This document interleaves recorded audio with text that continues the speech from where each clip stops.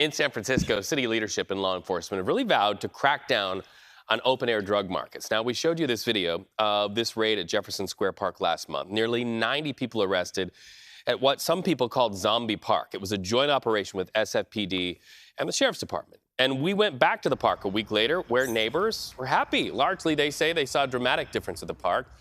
Some, though, say they're worried that the drug markets would move elsewhere in the city. So we're going to talk about that. Joining us in studio this morning to talk about this community concern is Sheriff Paul Miyamoto.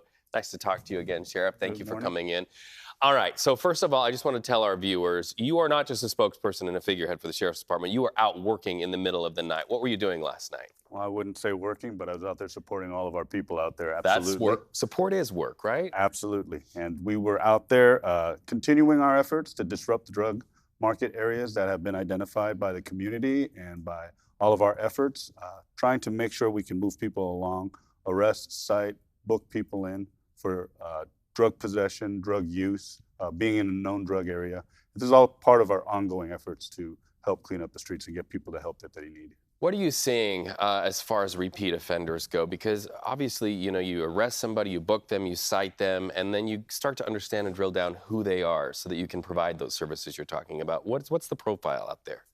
I think what we are trying to do when we say we're disrupting the drug market and open-air drug use is that we're really trying to funnel people to services, and the constant contact, the constant movement of people and displacement of people from one area to another is something that we track and keep up with so that we continue those efforts, and usually it becomes the same people over and over. Right. And so when we arrest somebody, if we book them, that means they stay with us. If we cite them, that means that they're going to come back for a court date. And if they don't come back for that court date, then they get a warrant, and then we arrest them the next time we see them. What do you say to the naysayers who are saying, look, you're moving people from one area to the other? You know, it's on the one hand, on the front end, people say the police need to be out there, the sheriff's deputies need to be out there. But then after that, I know that there is the real dynamic that people say, but it's just moving.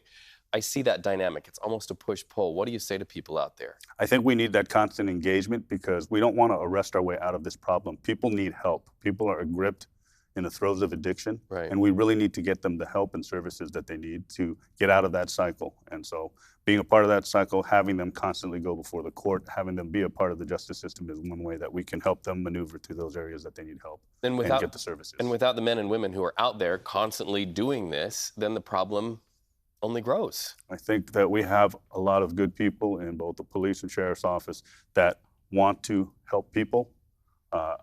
When we're out there doing this, we feel much more supported now by the system in terms of making sure we're pushing people towards outcomes and not just doing things over and over again with no results. Contrast that. Let's bring that to life a little bit. You say we feel much more supported now by the system. What was the contrast before, and what is that really? I think the community speaking up and just having enough in terms of what the conditions have been on the street. Right.